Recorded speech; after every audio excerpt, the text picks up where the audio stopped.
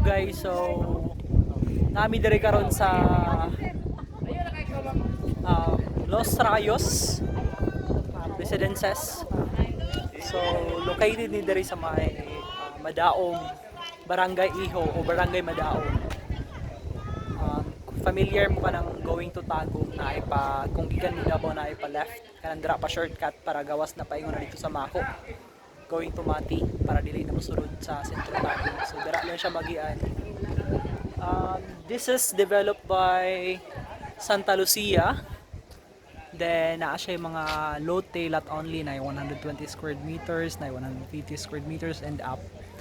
Then karon ang tag-iya gyud sa yuta isang ihulan, so nag-offer pud sila house and lot construction. So nindot kaayo, isa sa pinaka-highlights dere kung inyong makita sa Facebook kay kaning ilang lake.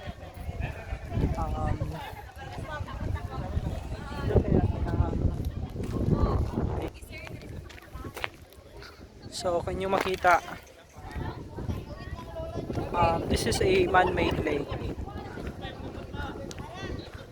So nakanindot ani pag na-lake kay kanang bugnaw. Bugnaw ang hangin. Dool ra ni siya og dagat dito sa likod sa Banana Beach. Which is by the way, kung makakuha mo diri na mo lifetime discount sa Banana Beach. So nindot po siya nga beach. So nindot kay siya, no?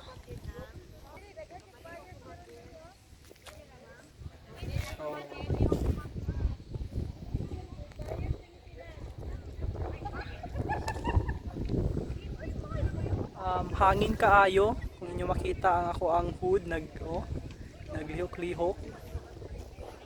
So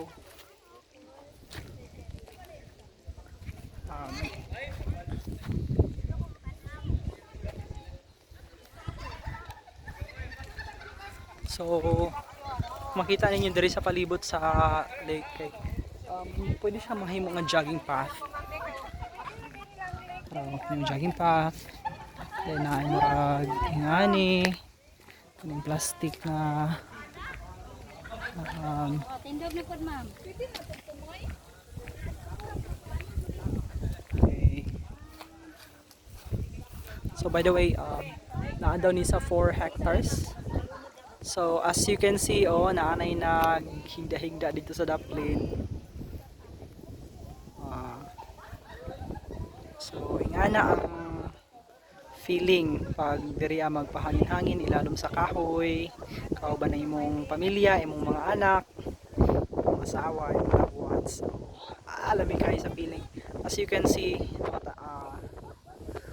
ang hangin ang dahon kusog kay nga nindot kay ang hangin diriya, fresh kaayo. Tapos by the way, no worries kay dili ni siya mag-overflow. Then 4 feet lang ni siya.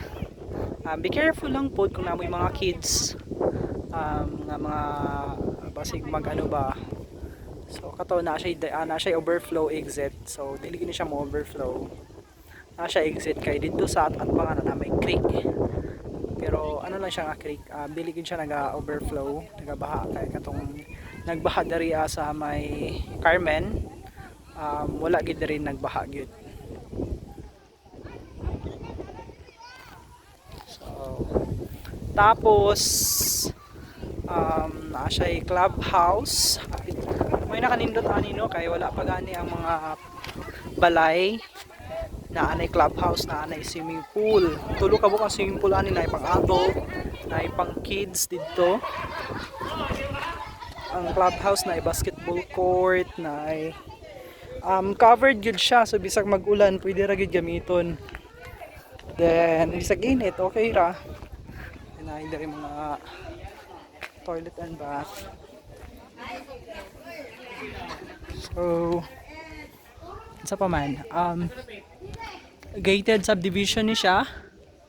Ang tubig kay sa water district, then ang kuryente pod.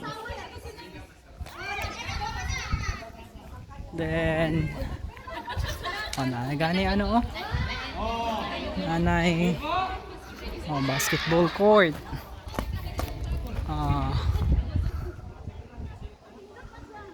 Wow.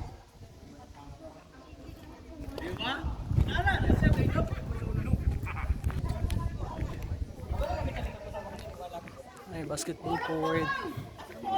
Sige, kaya ano tawag, hindi mo magunita. O, kana. Unsa man punito nimo o kanon?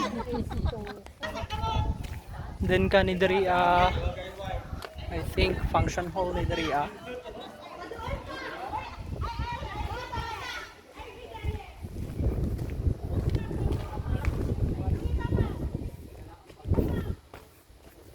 Wow. Ano yung mga street name?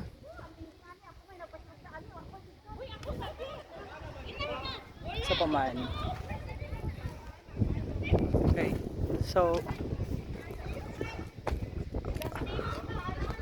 by the way, ang nakaninot ani kay part ni siya sa big development kay kani dili lang ni siya kanila nga development kay dako pa kaning lote diri sa Iho land. Na sila mga siguro na sa mga 1,000 hectares tanan, tapos kani kay naa pa lang ni sa 33 hectares. So dako pa kayong lote nga pwede nila i-develop. Actually nakita ko sa ilang plan, na sila ay para sa commercial, na ay para sa mall,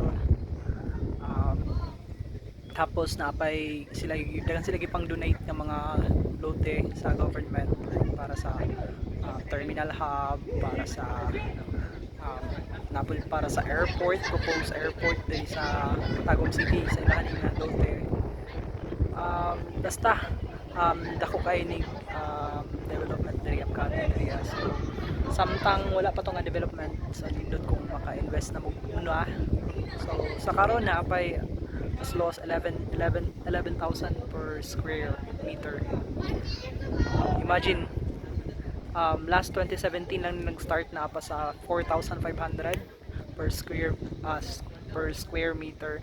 Karon kay naa na sa 11,500 per square meter, pinakabrato. Then price may increase anytime as naga ongoing ang progress sa ilang development na rin. Okay. So for more details and for site tripping, okay, just message me. This is James Makabingkel.